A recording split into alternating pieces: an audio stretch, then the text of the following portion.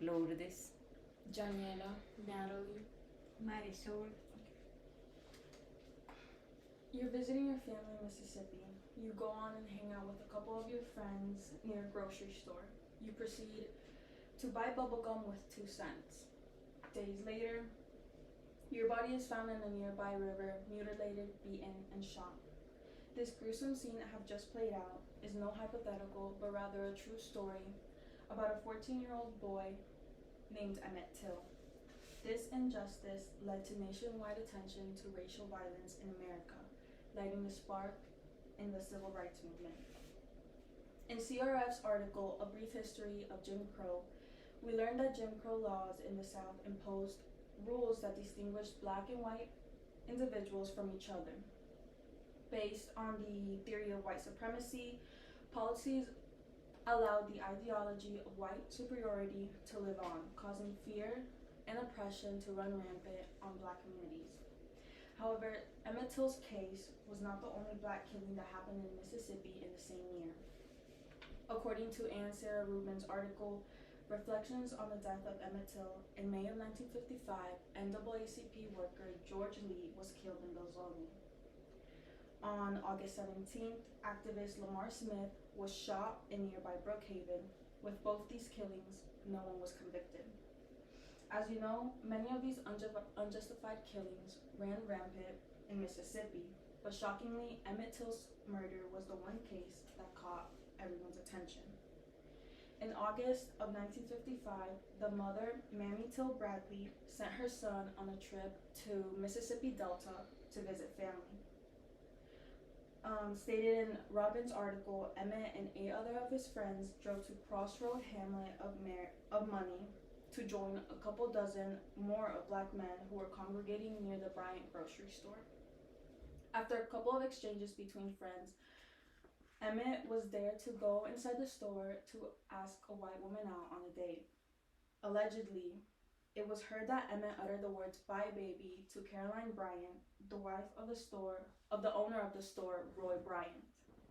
4 days later, Roy and J.W. Millam dragged Emmett out of his relative's home, where they proceeded to beat, pistol whip, and later kill and dump his body on the Tallahatchie River.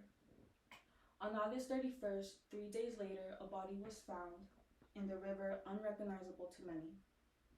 The only thing that connected Emmett Till to this body was the signet ring of his late father that Emmett was known for wearing.